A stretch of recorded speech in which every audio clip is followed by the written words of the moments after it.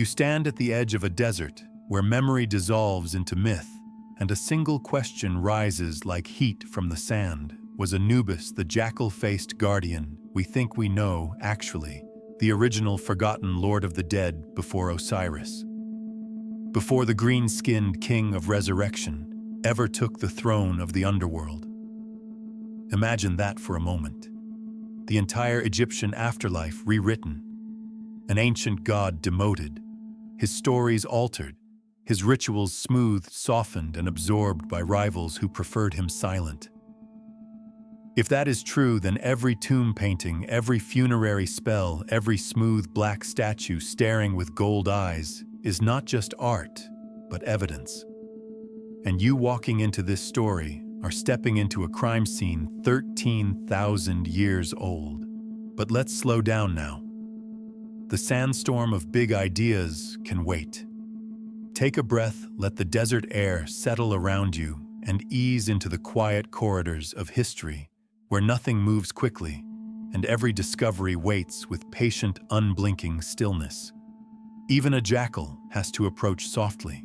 You follow that stillness into a long, dim hallway, carved beneath a forgotten temple. The air carries a dry sweetness, like old papyrus kissed by resin and time.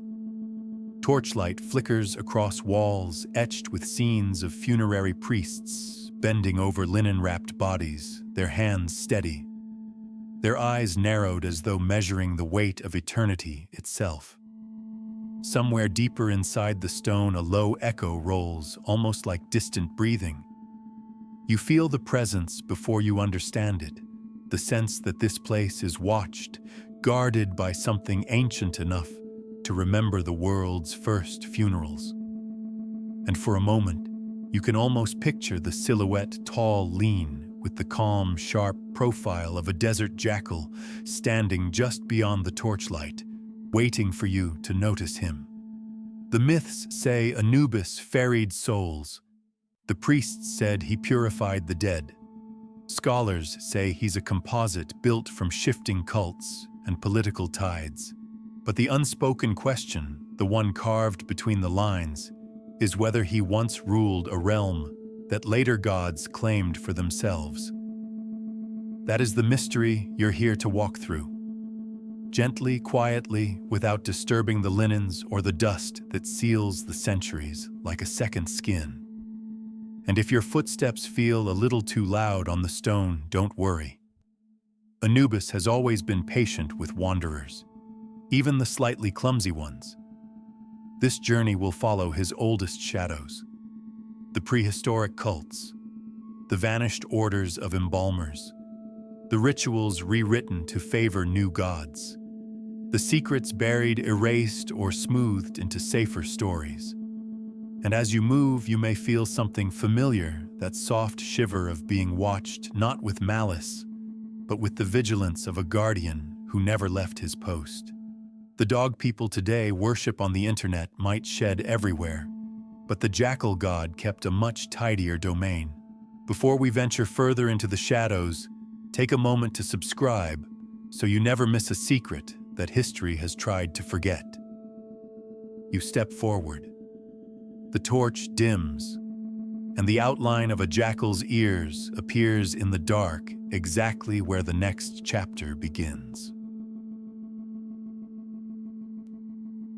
You move deeper into the corridor where the air grows cooler, as if the stone itself remembers an older world and exhales it slowly.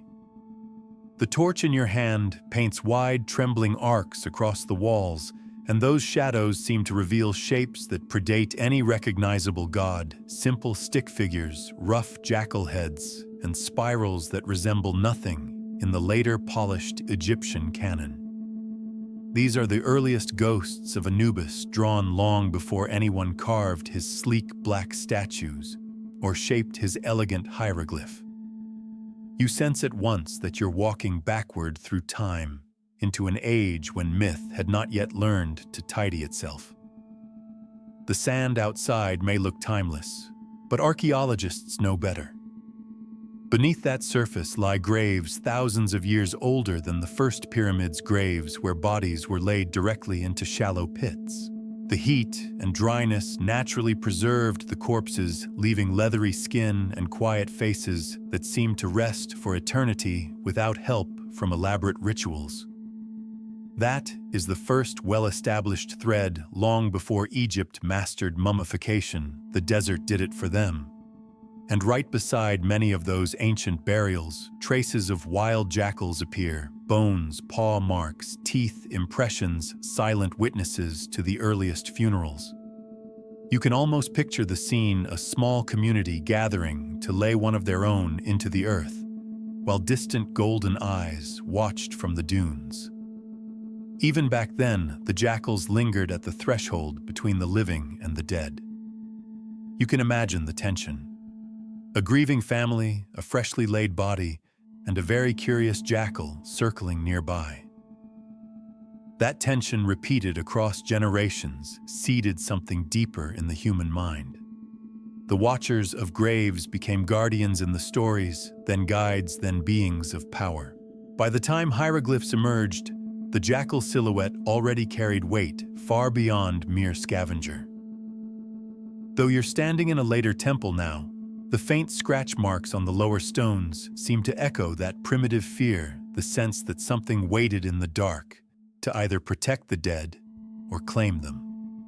Of course, the more academically minded might argue the stone scratches came from ancient work crews dragging blocks. But where's the fun in that? As you sweep your torch across a cluster of early depictions, one figure appears noticeably different from the others. The arms are human, the head unmistakably jackal-shaped, yet the proportions are crude, almost playful. Scholars call this the pre-form of Anubis, a transitional stage before his iconography settled into the divine embalmer you recognize from later tombs. Some argue these crude drawings reflect shifting cult identities, merging local desert spirits with early funerary customs. Others suggest a more grounded explanation. Ancient artists were still figuring out how to draw animals on humans without making them look like they were wearing Halloween costumes.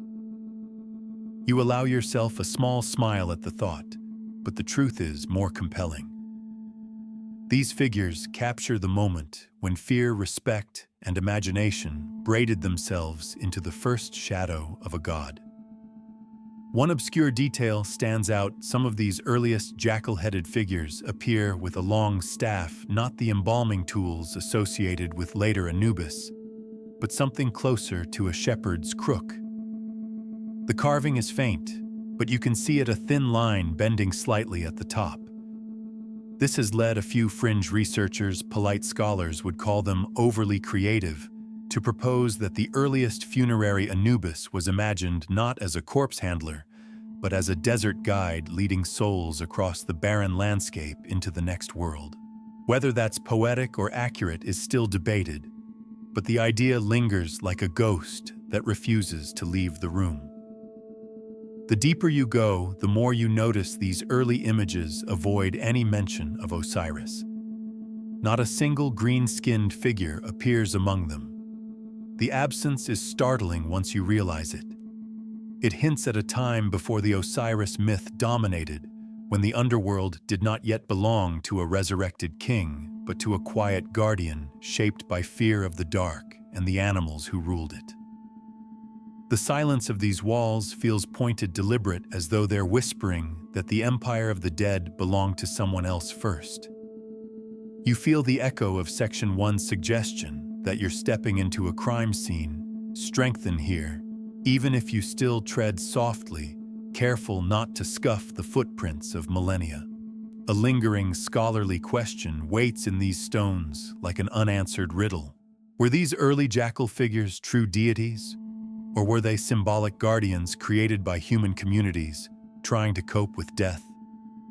No consensus exists. Some archaeologists insist these figures represent proto-deities, the embryonic form of what would become Anubis.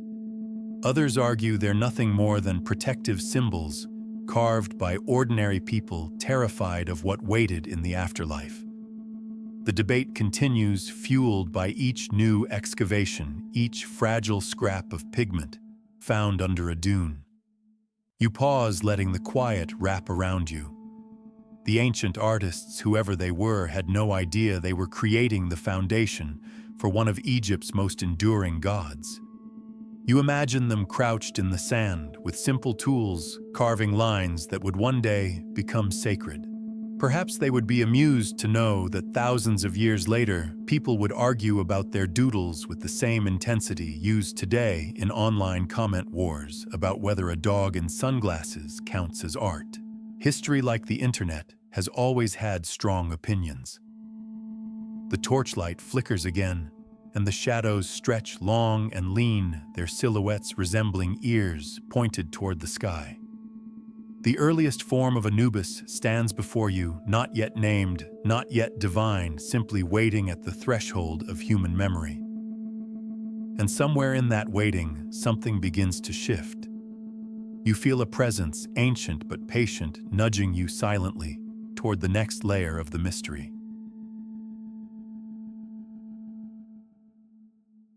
You follow the narrowing hallway until it opens into a chamber where the ceiling rises sharply, as if the architects wanted the darkness above to feel like an infinite sky. The moment you step inside, your torch catches glints of gold leaf and faded red pigment along the wall. The images here are clearer than the crude carvings you saw earlier. Jackals rendered with confident strokes stand on slender legs, their ears alert, their bodies poised in silhouettes that feel simultaneously elegant and unsettling. These creatures are not merely scavengers now. They are sentinels, guardians of the necropolis, painted with a respect that borders on reverence. You sense immediately that you've crossed from prehistory into something more precise, something that understands itself better. In the Old Kingdom, when mastabas rose like sunlit steps toward the horizon, Egyptians believed that life continued after death in a realm that mirrored the world they knew. Protecting the body became essential because the body anchored the soul. The historical fact lies right there in the archaeology. They built entire necropolises around the concept of safeguarding the corpse. Saqqara, Giza, Abydos, places where the living cleared pathways for the dead. And always carved somewhere along the walls or perched atop funerary shrines, the jackal waited. He stood with his tail curled neatly, the picture of discipline, probably more disciplined than most of us trying to wake up on Monday mornings. But something fascinating happens as your eyes adjust. The jackals in this chamber are not behaving like real animals. They stand atop tombs rather than stalking them. Their mouths are closed, not snarling or chewing. Their bodies face forward, not bent over prey. This idealized posture suggests they were recast as protectors long before the embalming rituals of later dynasties refined their role. It is here that you understand why those prehistoric graveside encounters mattered. The jackals who once threatened corpses had been tamed in the cultural imagination. That shift is one of the oldest transformations in Egyptian religion, fear reshaped into guardianship. A small, nearly invisible detail catches your attention. Along the lower edge of the main mural, faint reddish-brown smudges appear beneath several jackal paws.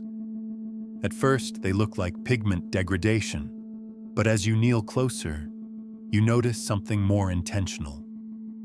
The smudges align perfectly with small markings resembling footprints, almost like a coded notation system.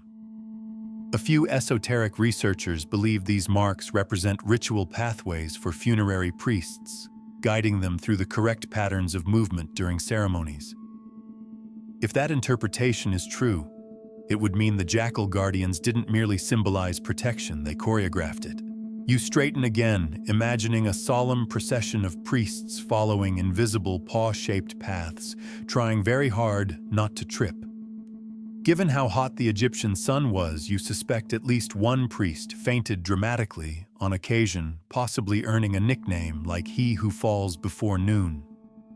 Your torchlight wanders to a particularly striking figure, a jackal stretched over a shrine, his head tilted upward, his ears sharply angled. It is the unmistakable predecessor of the iconic Anubis statue found in Tutankhamun's tomb, the one with the serene gold eyes that seem to follow you. The presence of this image here is significant. It places Anubis's protective role deep into the Old Kingdom, long before Osiris rose to prominence. Yet the absence of Osiris in this chamber echoes the silence you noticed in Section 2. The walls here speak of a world where the jackal was not an assistant or a minor deity. He was the first line of defense. A scholarly debate lingers in the edges of this room, like a shadow that refuses to be swept away. Some Egyptologists argue that these jackal figures were symbolic rather than divine, representing the necropolis itself and its protective energy. In their view, Anubis emerged later as a mythologized character built from this symbolism. Others insist the opposite, that the protective jackal was already divine and the symbolism merely reflected his cult. The argument persists, fueled by fragments of pottery, broken stelae, and the occasional scholar who dramatically insists they have finally solved the mystery, only to be disproven by someone younger, louder, or wearing more interesting glasses. Academia, much like ancient religion, thrives on lively disagreement. The chamber's central shrine draws you closer. A large stone sarcophagus sits atop a platform guarded by two carved jackals facing outward, their bodies elongated in a style characteristic of the Fourth Dynasty. The stone is cool under your fingertips. As you trace its edges, you notice that the guardians' faces show no aggression, only patience. That patience mirrors the presence you felt in the previous sections, the quiet, watchful calm that seems to guide you deeper into Anubis's evolution. You sense continuity between these guardians and that first silhouette you imagined in the prehistoric desert. The early jackal who hovered near graves has stepped into a new role here, one shaped by ritual rather than instinct. Above the sarcophagus, another mural stretches across the wall, depicting a procession of priests carrying offerings. They appear under torchlight, their movements frozen yet graceful. Their heads tilt slightly toward the jackal figure, a gesture of deference. You imagine being one of those priests performing delicate ceremonies while trying not to drop anything. Ancient rituals may have been sacred, but human clumsiness is timeless. Somewhere in history, a jar definitely slipped. You stand in the center of the chamber, taking in the walls, the guardians, the heavy silence that seems almost warm. The necropolis was never meant to frighten. It was meant to protect, to keep the journeying soul safe from decay, danger, and cosmic mischief. And through it all stood the jackal, unmoving, vigilant, the first great protector of the dead. You feel his presence again, a soft nudge of awareness, encouraging you to step toward the next doorway, where yet another layer of his ancient identity waits. You step out of the necropolis chamber and into a long passage that smells faintly of herbs, as though the air itself has absorbed the residue of ancient resins. The light from your torch thickens as it brushes over low stone tables carved with shallow grooves. These grooves run in patterns you don't yet understand, curling like frozen currents of water. This place feels different from everywhere you've walked so far, not a shrine, not a tomb, but a workshop. The walls are lined with scenes of priests bending over bodies, their hands moving with the certainty of people who believed every mistake could echo into eternity. You feel a quiet seriousness settle over you, the kind that makes you speak softer without knowing why. Historians agree on one solid fact here. The earliest embalming practices long predated the complexity of later mummification. By the Old Kingdom, a specialized class of priests handled the dead with a kind of reverence that merged science, ritual, and something closer to art. The idea that Anubis was the first of these priests, the archetypal embalmer, emerges again and again in the texts. Whether he was imagined as a god from the beginning or a deified practitioner is unclear, but the imagery around you leans toward the latter. The figures on the wall do not show a divine being towering above mortals. Instead, they depict someone at human scale performing skilled, meticulous work. You've already seen his evolution from desert sentinel to guardian of tombs, but here he becomes something even more intimate, the caretaker of the body itself. A set of painted hands catches your eye. They hover above a figure lying on a table, fingers held in a precise arrangement. Below them, faint inscriptions name what was once a highly guarded formula of oils and unguents. An obscure detail buried in a handful of difficult-to-translate papyri suggests that one of these oils, called the Black Breath by later scribes, may have been derived not from any plant or resin, but from a mineral harvested only in a single desert quarry. The mineral's name has never been confidently identified, which has led several scholars to joke that the real ancient secret was simply refusing to label anything clearly. Either way, the existence of this mysterious ingredient strengthens the theory that the earliest embalmers possessed knowledge considered so potent it was restricted to a select few. These were not general laborers. They were ritual specialists, trained in techniques that bordered on the esoteric. As you study the walls, a debate rises naturally from the imagery. Some Egyptologists argue that the figure performing these early embalming rites represents Anubis as a god, a divine template for the priesthood. Others insist he began as a revered mortal, whose skill was mythologized over generations, only later refined into the jackal-headed protector known from later dynasties. The disagreement is not so much an argument as a gentle tug-of-war, with each side holding fragments of evidence. One camp points to later literary traditions, where Anubis is described as the inventor of embalming. The other points to the very human proportions of the figure carved before you, whose hands, shoulders, and stance suggest the work of a real practitioner. You remember the prehistoric jackal shapes in Section 2 and the poised guardians in Section 3, and now you can see how those early shadows might easily merge into this form. The story of a divine embalmer may have begun as the story of a person. Your torchlight reveals a series of narrow channels cut into the floor. They lead toward a recessed basin where dark residues cling to the stone like the remnants of old ink. It is possible this basin once held natron, the mineral salt, central to early mummification. When you crouch closer, you imagine the quiet of this room. When it was active, the soft rustle of linen, the clink of jars, the low chanting. Someone here thousands of years ago performed a task, both deeply practical and deeply spiritual.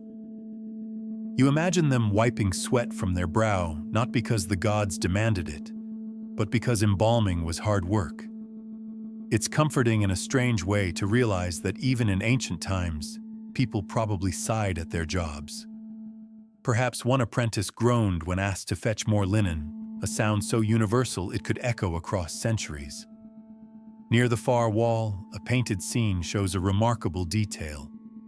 The embalmer, likely the proto-Anubis figure, touches a body's forehead with a slender reed dipped in oil. Scholars rarely mention this gesture because it appears in only 3 known examples, yet some interpret it as the first symbolic opening of the mouth, a ritual that later became central to Egyptian funerary practice. If this obscure gesture truly predates the formal ceremony, by centuries it suggests that the earliest embalmers were not merely preserving bodies. They were experimenting with ways to prepare the soul itself, testing the boundaries between life and the afterlife long before inscriptions codified the practice. You can almost picture them adjusting techniques, the way modern people tweak recipes, except with significantly higher spiritual stakes. A quiet sense of lineage fills the space. The guardian jackals of the necropolis prepared the way, but the embalmers shaped the journey. The presence you felt in earlier chambers, the patient watchful awareness, feels stronger here, as though this workshop still remembers the hands that worked within it.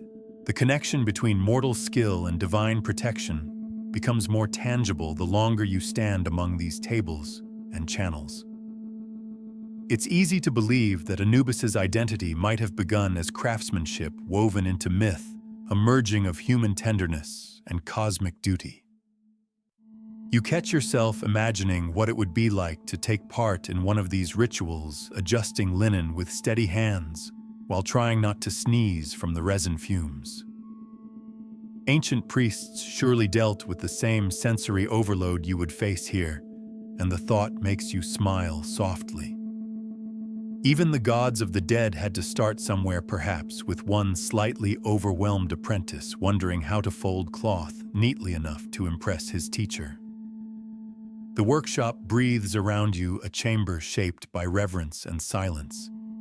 You feel the story shifting again, ready to reveal the next layer, a brotherhood that guarded these rites so fiercely that their traces nearly vanished into sand. You step into the next chamber and immediately feel the shift, as though the air thickens with secrecy. This is no longer a workspace like the embalming hall, nor a ceremonial space like the necropolis murals. The room feels deliberately hidden, carved deeper into the temple's backbone, away from the sunlight, the pilgrims, and even the ordinary priests. Your torch reveals low ceilings, narrow alcoves, and a lingering quiet that suggests conversations here were whispered, not spoken. It is in this hushed darkness that the idea of a lost priestly order connected to Anubis begins to take shape, not as legend, but as something almost tangible. The walls are different here. Instead of grand scenes or sweeping mythic tableau, the carvings are sparse and precise. You see small notations, hieroglyphs for purification, for breath, for silence. One symbol repeats often, a stylized eye enclosed within an angular frame. It appears above doorways, beneath shallow niches, and once beside a depiction of a priest kneeling before a jackal-headed figure. Some scholars call this the seal of the Silent Ones, an emblem thought to mark a specialized brotherhood of funerary priests. Their existence is a historical fact, supported by references in Old Kingdom administrative texts, which speak of individuals known as those who know the inner chamber. But the texts are frustratingly vague, as though the scribes writing them assumed their audience already knew who these mysterious practitioners were. As you move along the wall, your torchlight glances across a tiny inscription tucked beside the seal symbol. It depicts a single feather lying atop what appears to be a folded strip of linen. This obscure detail has baffled Egyptologists for decades. Some believe it represents a coded instruction for selecting specific materials for embalming rites. Others suggest it's a mark of rank or membership in this secret order. A more poetic interpretation claims the feather is meant to evoke Mat, the principle of cosmic balance, hinting that these priests saw themselves not just as preservers of the body, but as guardians of moral equilibrium. You lean closer, trying to imagine what message the ancient artisan intended. It feels like being stuck staring at a modern abstract painting while pretending you absolutely get the symbolism just to avoid an awkward conversation. A narrow doorway leads you into a smaller room, where low stone benches line the walls. You picture priests sitting here, their linen robes rustling softly as they discussed rites the public never witnessed. The conversations must have been careful, deliberate, woven from technical secrets and theological nuance. You spot a faint reddish stain on one of the benches, likely residue from resin or pigment, rather than anything dramatic. though your mind briefly jumps to more cinematic interpretations. Ancient Egypt, however, was not a place of reckless messiness. Even their chaos tended to be organized. If someone spilled something, you suspect an apprentice heard about it for the next 20 years. A scholarly debate surrounds this very chamber. Some experts believe rooms like this were instructional academies for elite embalming specialists, places where apprentices learned complex procedures beyond the knowledge of ordinary temple staff. Others argue these were meditation spaces intended for spiritual preparation before priests entered the embalming suites. A third theory, which has gained traction thanks to recent excavations, suggests these rooms housed the custodians of specific funerary texts now lost. These texts, according to faint references in later papyri, contained formulas and incantations required for particularly challenging embalming cases, such as high-ranking nobles or individuals who suffered unusual deaths. The mention of missing texts raises a soft echo of the hidden pathways you saw earlier in the necropolis murals, as though silence and secrecy were themselves tools in the priesthood's work. The room's center holds a low stone pedestal with a perfectly flat top. At first you think it might have supported a small statue, but then you notice shallow indentations arranged in a deliberate pattern. Each depression is no larger than the tip of your finger, and together they form a grid barely visible unless the light hits it just right. Some researchers believe this grid was a mnemonic device, a physical aid for memorizing sequences of ritual steps. If true, it suggests these priests relied on tactile cues to encode their practice, a method surprisingly reminiscent of modern musicians tapping rhythms on their knees while rehearsing silently. You can almost imagine an ancient priest here tracing the grooves methodically, trying not to lose track of the order, because nothing ruins the solemnity of a ritual quite like performing the wrong step at the wrong moment. Even priests must have had days where their minds went blank and they desperately hoped no one noticed. The callback from earlier sections returns subtly. In the necropolis murals, the jackals stood as guardians. In the embalming chamber, the jackal-headed guide corrected and taught. Here, the presence of Anubis becomes more intimate, more organizational. The order itself seems shaped in his image, watchful, silent, meticulous, and deeply protective of its knowledge. Each evolution you've encountered feels deliberate, as though the god or the memory behind him kept adapting to the needs of the moment. As you stand in the center of the room, the darkness feels denser yet strangely comforting. The priests who served here were custodians of transition, guiding the dead with steady hands and guarded wisdom. Whatever their methods, their secrecy preserved techniques that lasted thousands of years. And when you turn toward the next passageway, you sense that the echoes of their whispered discussions still cling to the stone, nudging you forward toward a ritual that transformed not just bodies, but the very idea of judgment.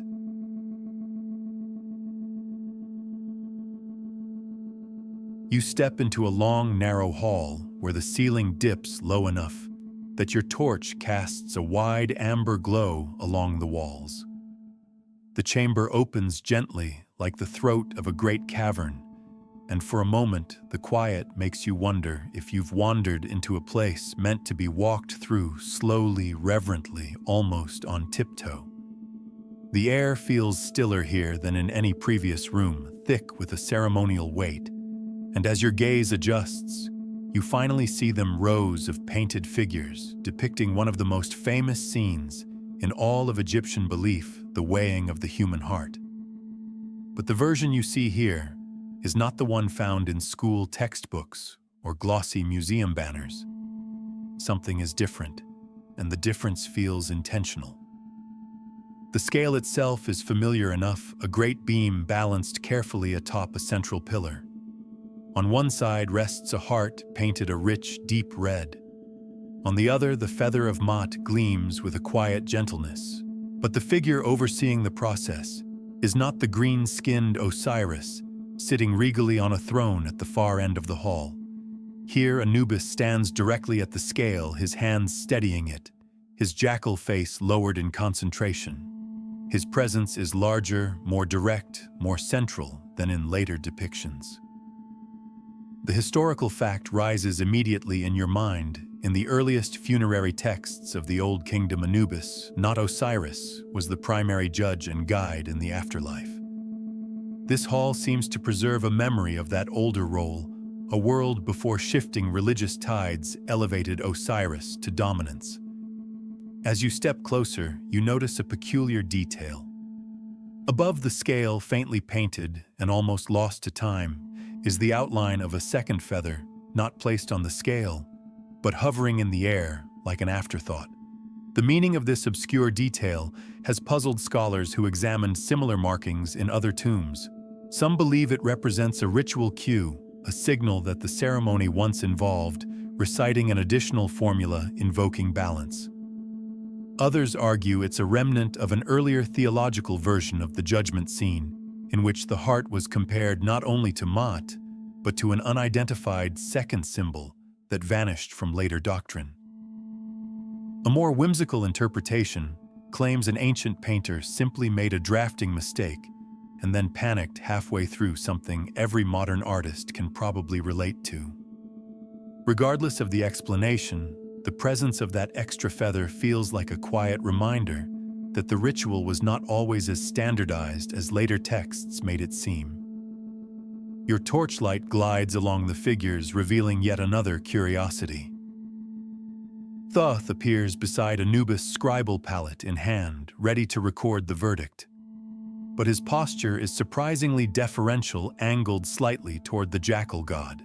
The relationship between the two seems cooperative, rather than hierarchical. A subtle callback to the earlier chambers where Anubis served as guide teacher and guardian. Here he takes on the role of evaluator, weighing not flesh, but conscience. You imagine how unsettling this must have felt for ancient Egyptians, knowing that a silent, jackal-headed being could decide the fate of their souls. If modern bureaucracies had been staffed by jackal gods, perhaps the world would run more efficiently, though customer service lines might feel a bit intimidating. A scholarly debate clings to the edges of this mural like the lingering breath of incense. Some Egyptologists argue the weighing of the heart scene originated much later than Old Kingdom traditions suggest, shaped heavily by political and theological shifts of the Middle Kingdom. According to this view, earlier conceptions of judgment were far simpler, more about protection and purification than moral evaluation. Others argue the opposite, that moral judgment existed early on, but its iconography evolved gradually, eventually crystallizing into the scene you know today. The presence of the extra feather complicates both positions, hinting at layers of ritual meaning still unresolved. You let the debate swirl in your mind for a moment, before deciding, as many scholars secretly do, that ancient Egyptians probably enjoyed keeping things mysterious, just to give future researchers headaches. Your attention shifts to the lower section of the wall, where a procession of tiny figures moves toward the scale. Each carries a small object in hand, a cup, a flower, a scroll. Their identities are unclear. They may represent aspects of the deceased fragments of memory brought forth for judgment, or even the roles the individual played in life. One figure holds what looks suspiciously like a loaf of bread, raising the possibility that moral judgment once included evaluating whether someone shared their food. If that were the case, a great number of people throughout history would be nervously hiding their snacks right about now. A sudden realization settles over you. This depiction is older than the familiar papyrus scenes in the Book of the Dead. It is more angular, more spacious, more rooted in the formal geometry of Old Kingdom art. You feel a subtle callback to the silence of the priestly chamber, the calm patience of the embalmers, the loyal vigilance of the necropolis jackals. Each chamber has presented Anubis in a different facet: watcher, teacher, guardian. Here he becomes judge, and yet the tone of his posture is different from the stern authority Osiris adopts in later depictions. Anubis weighs the heart not with regal detachment, but with careful attention, as though ensuring the scale is fair, the moment just the balance true. There is a tenderness in the precision. A soft flicker of light dances across the final panel on the far wall. It shows a human figure with arms raised, and Anubis stands beside him, touching the scale with one steadying hand. The inscription below reads something like, "He who walks in balance." The phrase could refer to the deceased, or to Anubis himself, or perhaps to the order of priests who once guarded the ritual. The ambiguity feels intentional, an invitation rather than an answer. You linger in the space, letting the quiet wrap around you. The ritual may have been rewritten, restructured, and reshaped by political shifts. But somewhere in these older murals, the original intention still glows. Not punishment, not fear, but a careful examination of truth.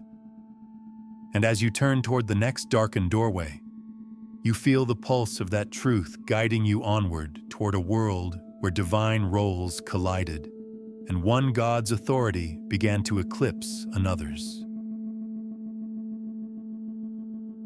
You step into a wider hall, where the walls rise high and echo softly, as though the chamber remembers being part of a different temple altogether, one devoted not to the jackal god you've been following, but to a new presence that eventually overshadowed him. The tone changes, subtly drifting from the intimate quiet of the embalming rooms into something more theatrical.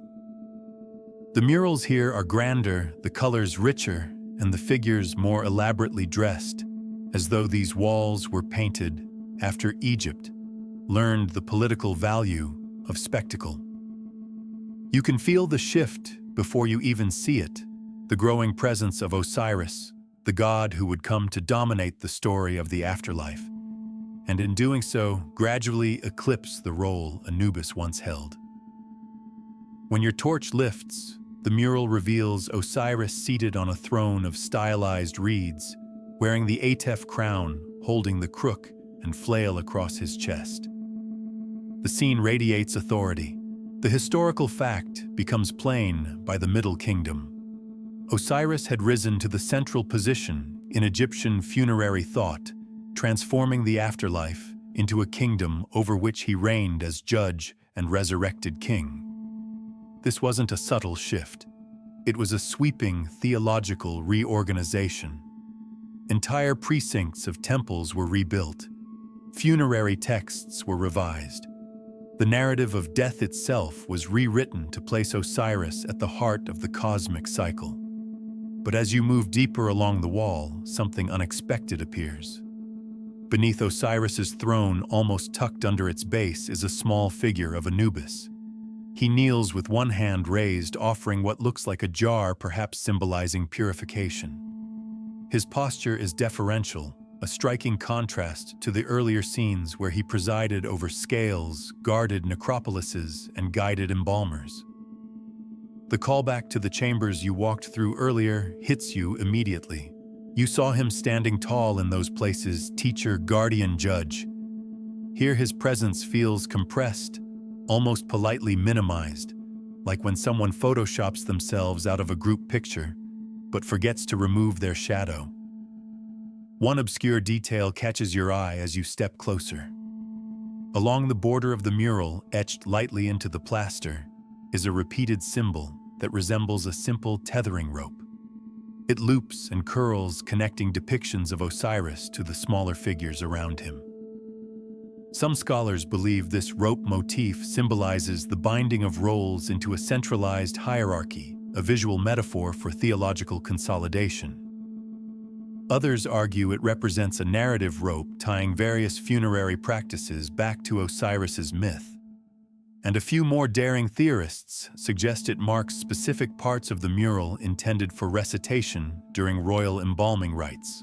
The rope, in this interpretation, becomes a guiding thread for priests performing choreography, in the dim glow of oil lamps. You imagine one priest anxiously trying to remember which loop of the rope he's supposed to stand by, muttering to himself while pretending he absolutely knows what he's doing. As you consider the rope, an unsettling possibility enters your mind. What if the theological shift from Anubis to Osiris wasn't merely spiritual, but also political? A long-standing scholarly debate simmers around this topic. Some Egyptologists argue the Osiris cult rose naturally fueled by the emotional pull of the resurrection myth and the promise of life after death. In their view, Osiris simply outmarketed Anubis. Others suggest the shift was orchestrated by a powerful priestly class seeking to centralize religious authority under a god who symbolized kingship and order.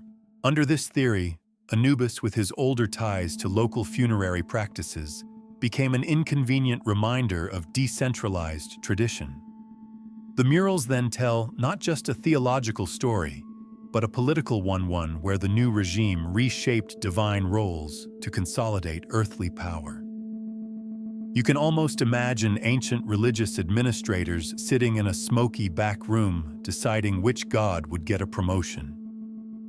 Corporate hierarchies might be old, but divine restructuring is older. The torchlight drifts across another section of the mural where Osiris presides over a ritual scene. Priests present offerings, recite hymns, and perform gestures so precise they could have been scripted. Behind them, barely visible, is a slender jackal shadow painted in a style much older than the rest of the composition. It feels intentional, a ghost left behind from an earlier era, a reminder of a time when Anubis dominated this landscape. You feel a subtle pang of recognition from the earliest chambers, the crude carvings, the patient jackals atop tombs, the guiding hands in the embalming suites. Each depiction showed a god intimately tied to the world of the dead. And yet here he is, fading into the background as Osiris rises. A flicker of something catches your attention beneath a layer of chipped plaster. You kneel and gently brush away the dust. Beneath the top layer, faint but unmistakable, is an older image, a jackal-headed figure standing tall beside a scale. The older depiction was plastered over and repainted to match the rising Osiris narrative. This discovery is no accident. It supports a theory many scholars quietly entertain: the image of the afterlife didn't naturally evolve, it was curated, revised, redirected, sometimes literally painted over. You wonder if the priests who made the change felt conflicted, or whether they simply saw themselves updating the story for a new theological era, much like modern editors revising a script and hoping no one notices the earlier draft underneath. The hall feels heavier now, weighed down by the presence of two gods whose roles crossed and collided. But as you stand in the center, letting the torch illuminate both the regal Osiris above and the subdued Anubis below, you realize the shift didn't erase the jackal god entirely. It recontextualized him. He became the guide, the purifier, the opener of the ways, no longer ruler, but indispensable nonetheless. A role more subtle, more silent, yet still essential. You turn toward the next passage, carrying with you the quiet sense that divine hierarchies are rarely static. They shift with politics, with memory, with the slow erosion of stories. And in the distance, you feel the next layer of secrecy waiting, the chamber where the hidden texts of the embalming chambers whisper the truths that even gods could not entirely erase. You move into a narrower hallway where the walls shift from polished scenes of royal theology to rougher, more urgent carvings etched directly into the limestone. The corridor feels deliberately unfinished, as though this part of the temple was never meant to be seen by the public. The air is heavier, carrying a faint resin scent, similar to the embalming chamber you passed earlier, but darker somehow, like the residue of recipes whispered and guarded for generations. When your torch brushes the first inscription, you sense immediately that you've entered the realm of forbidden knowledge, texts that priests protected fiercely and that later dynasties tried with mixed success to censor. As the light widens across the wall, you see columns of text written in a script slightly older than the formal hieroglyphs used in monumental inscriptions. The strokes are shorter, more angular, likely written by priests in a hurry, or perhaps in secrecy. The historical fact comes quickly into focus. Egyptian embalming was guided by specialized manuals known later as the rituals of embalming, but many earlier versions remain lost or survive only in fragments. Scholars know they existed because later documents reference them, indirectly describing the writings of purification, the scroll of the open mouth, and the sealed instructions for the sacred oils. You imagine a priest gripping a roll of papyrus with the same seriousness modern people reserve for their phone's battery percentage during a long commute. A strange symbol appears beneath the text, a spiraling shape surrounded by 3 short strokes. The carving is small, easily overlooked, but its obscurity is exactly what draws your attention. Some researchers propose it represents a rare aromatic resin now lost to history, perhaps a regional ingredient reserved for high-status mummifications. Others suggest it marks passages intended only for fully initiated members of the funerary order you encountered earlier. A more outlandish theory argues it denotes a ritual sound, a kind of chanted vibration used to sanctify the heart. You tilt your head, trying to imagine ancient priests humming in harmony around a body. Considering how musical groups still struggle to stay in tune, it's entirely possible their harmonies were aspirational. The passageway opens into a low-ceilinged chamber filled with shallow niches. In each niche rests a clay jar, its lid sealed with hardened pitch. The jars are small, too small to contain organs or balms, and you suspect they once held scrolls or ritual objects. The absence of contents isn't surprising. Texts like these rarely survived beyond a few centuries. But the faint marks on the shelves suggest something was stored here, and the careful arrangement of niches implies an organized system of classification. The callback to the mnemonic grid in the earlier priestly chamber slips into your thoughts, and you begin to see the parallels. Both rooms feel designed not for public ritual, but for memory transmission and protection of knowledge. As you step further in, your torchlight catches an inscription higher on the wall. This one is more cautious, almost hesitant in its wording. It speaks of the names that must not be spoken aloud during preparation and the oils that awaken the senses of the one who sleeps. The phrasing feels deliberate, perhaps intentionally vague to prevent misuse. A scholarly debate surrounds texts like this. Some argue the obscurity was protective, preventing inexperienced practitioners from causing spiritual harm. Others believe it served a political purpose, keeping knowledge restricted to elite priestly groups and creating a hierarchy within the temple. And a few scholars insist the ambiguity reflects genuine uncertainty rituals accumulated over centuries, with each generation inheriting fragments rather than complete instructions. You consider this for a moment and realize ancient priests may have felt the same anxiety modern cooks feel when faced with a mysterious family recipe card that simply says, "Add spices." Ambiguous instructions are apparently timeless. One wall shows a depiction of Anubis bending over a scroll, his jackal ears angled forward, his expression serious. The scroll unravels toward a human priest who kneels with hands raised in a gesture of acceptance. This depiction feels more intimate than the grand myths or formal rituals. Anubis here is not a judge or guardian, but a transmitter of knowledge passing sacred instructions to those entrusted with the craft. The callback to the earliest chambers returns softly, the patient jackal in the desert, the guiding figure in the embalming room, the overlooked presence beneath Osiris's throne. Here in this shadowed archive, his role becomes clearer. He was not merely protector of the dead. He was protector of the knowledge that made protection possible. You notice something odd along the floor. A series of parallel grooves runs from the center of the room outward, leading toward a blocked doorway. The grooves are shallow but precise, likely the result of heavy stone lids being slid open and closed repeatedly. Some archaeologists propose that behind such blockages lie hidden storage chambers containing additional funerary manuals. Others dismiss the idea, arguing that the grooves were simply caused by transporting resin containers or jars filled with natron.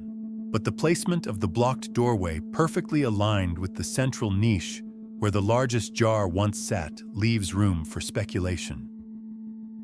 You imagine a priest sealing the door for the last time, muttering a quick prayer, and perhaps thinking, "No one's going to open this anytime soon." Time proved him right. A faint rustle from somewhere behind the stone reminds you that temples, especially those dedicated to death, often have small creatures living within their walls. You reassure yourself it's probably just a lizard, not the ghost of a disgruntled embalmer, checking whether you've touched anything you shouldn't. Still, you keep your hands respectfully at your sides. Ancient priests might not approve of souvenir-hunting tourists, and you prefer not to test the boundaries of divine patience.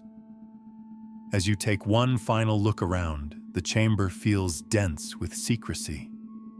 These walls once carried knowledge powerful enough to shape the journey of a soul. The missing pages, the vanished jars, the blocked passages, they all hint at censorship or protection, perhaps both. And as you turn toward the final stretch of your journey, you sense that these forgotten instructions may hold the key to understanding who Anubis once was before the underworld was rearranged around other gods and other priorities. A last whisper seems to trail behind you, soft as linen, sliding across stone, guiding you toward the truth, waiting in the next chamber. You enter a chamber that feels older than any you have passed through, as though the architecture itself remembers a world before theological rearrangements complicated the afterlife. The ceiling dips low, forming an arch that funnels your torchlight forward in a focused beam. The air is cooler, touched with a faint mineral tang that clings to your tongue like the ghost of natron drifting through the centuries. As you move deeper, the walls begin to glow with faint ochre patterns, no longer polished murals or formal inscriptions, but something rawer, closer to the first spiritual impulses that shaped Egyptian belief. You begin to sense that whatever this room once held, it was not meant for public eyes, nor even for many priests. It was a space where memory preserved something more primal. The first mural reveals itself slowly. Anubis stands tall, his posture upright, his jackal head drawn with unusual detail. His ears angle slightly forward, not in aggression, but in alert attentiveness. There is no throne behind him, no Osiris rising from the shadows, no supporting cast of scribes or guardians. It is just him alone, positioned between two worlds, in a way that feels deliberate. The historical fact slips into place with a quiet, satisfying click in the earliest pyramid texts. Anubis is invoked as he who is in the place of embalming and foremost of the Westerners' titles that indicate a dominant role in the realm of the dead before Osiris took precedence. Seeing these roles visually emphasized without later additions feels like encountering the first draft of a myth you've only known through heavily edited revisions. Something catches your attention near Anubis's feet. A faint symbol it resembles a looping spiral encased within a rectangle sits beneath the mural. It is not a symbol you've seen in previous chambers. This obscure detail has been noted in only a handful of fragmentary tombs from the first intermediate period. Scholars have proposed wildly different interpretations. Some see it as a map of the Duat, the underworld, showing a path guarded by Anubis before Osiris's jurisdiction expanded. Others think it marks a ritual space meant to represent the liminal threshold, the moment when the human soul crosses from body to eternity. A more humorous theory, though not widely published, suggests it's an ancient symbol for "do not wander off," which, judging by the number of confusing Egyptian corridors you've navigated, might have been very practical advice. You move along the wall until you reach a second mural. This one is more complex. A deceased figure stands at the entrance of a narrow passage, and Anubis guides him with a gesture that seems almost compassionate. The passageway winds into darkness, its edges fading into patterns that feel both protective and foreboding. The callback from earlier sections resurfaces in the necropolis chamber. The jackal stood over tombs. In the embalming hall, he corrected the hands of priests. In the judgment hall, he steadied the scales.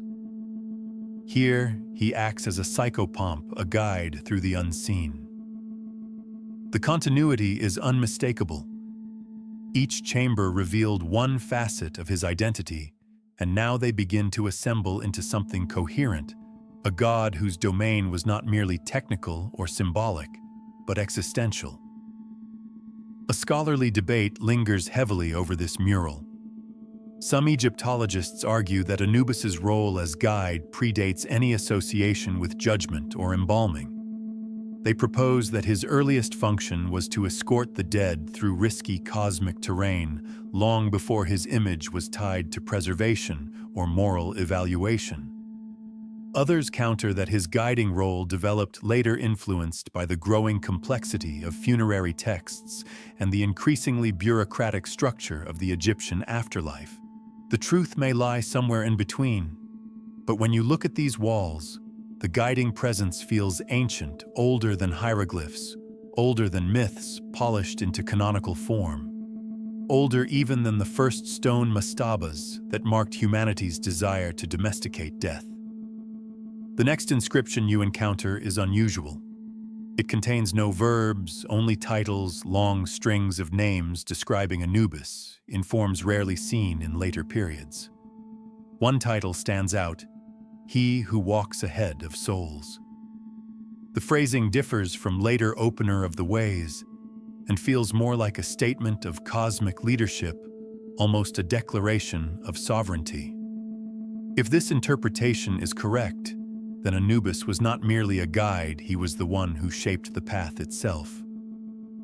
The inscription brings an unexpected warmth to your thoughts, as though the ancient artist believed the dead would not wander alone, but would be led by a guardian who moved not behind them, but ahead, clearing the way. You briefly imagine what it would be like to have a divine travel guide, ensuring you never take a wrong turn. Modern travelers would be thrilled. Imagine never having to open a map app again. You reach the far end of the chamber where a final mural stretches across the stone like a horizon. Here, Anubis stands between two figures, a human on one side, Osiris on the other. But the composition is curious. Anubis is slightly taller, his feet set firmly apart, his shoulders square. Osiris, though radiant in color, seems positioned marginally behind him, as though arriving after the fact. The human stands closest to Anubis, not Osiris' arms raised toward the jackal god. This mural suggests a theological compromise, perhaps painted during a time when the Osiris cult was rising, but older traditions had not yet faded. It is neither strictly pre-Osirian nor fully Osirian, a visual bridge between eras. You feel the careful diplomacy preserved in pigment, a recognition that both gods held power, but one held it first. You let the imagery settle in your mind. The secret priesthood, the forbidden texts, the misaligned murals, the overwritten images, the erased feathers, all the fragments you've gathered lead toward a singular understanding. Anubis wasn't merely a supporting figure, nor simply a guardian at the gates. He was the original Lord of the Dead, the first guide, the first judge, the first to tend the fragile line between life and the unknowable. The later elevation of Osiris didn't erase him, it recontextualized him. And now, in this chamber untouched by later revisions, his original identity stands quietly revealed. When you turn toward the final corridor, the air feels lighter, as though the temple itself has released a long-held breath. Ahead lies the last chamber, a place not of secrets, but of reflection, where the story you've uncovered will settle into something softer, calmer, ready to guide the listener into stillness. You step into the last chamber, and immediately the air feels different, as if something in the stone has been waiting patiently for you to arrive. The space is small, circular, almost womb-like in its quiet embrace. Your torch softens here, the flame bending gently, as though unwilling to disturb the stillness. In the center of the room, a single statue of Anubis stands upon a low pedestal. Not grand, not gilded, not meant for the eyes of a procession, just a simple, smooth figure carved from dark stone polished by time and touch. It feels like a final acknowledgement, a quiet reminder of the journey you've followed through these winding corridors. When you draw nearer, the torchlight rests softly on the contours of the statue's face. The jackal's expression is calm, composed, almost tender. You understand something now that you didn't fully grasp in the earlier chambers. Each mural, each hidden ritual, each overwritten image was not simply a record of religious change. It was a testament to continuity. A thread stretching from the earliest desert burials to the formal judgment halls, woven through every transformation. Anubis never vanished. He simply stepped aside, making space for new stories while remaining the guardian who keeps the threshold steady. The room seems to cradle that realization. The silence wraps around you like linen, slow and soothing, a gentle presence, guiding your breath into a softer rhythm. Even the shadows feel harmless now, stretching lazily across the floor like sleeping animals. You sense no mysteries here, no secrets pressing at the edges, only a lingering warmth, an invitation to rest after a long descent through forgotten history. You sit for a moment, letting the dim glow settle. The thought crosses your mind that perhaps this chamber was never meant for ritual at all. Perhaps it was built simply as a place for reflection, for the living, to understand that death was not a doorway guarded by terror, but by someone steady, patient, familiar. A figure who waited not with judgment, but with guidance.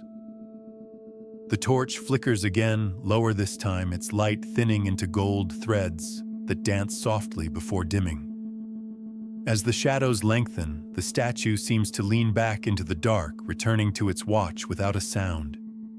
You exhale slowly, letting the last traces of tension slip away, feeling the quiet settle like sand on still water. When you finally rise, the chamber accepts the movement with a gentle hush. You step toward the exit, leaving the jackal guardian in his calm vigil, knowing he remains exactly where he has always been, at the threshold, waiting.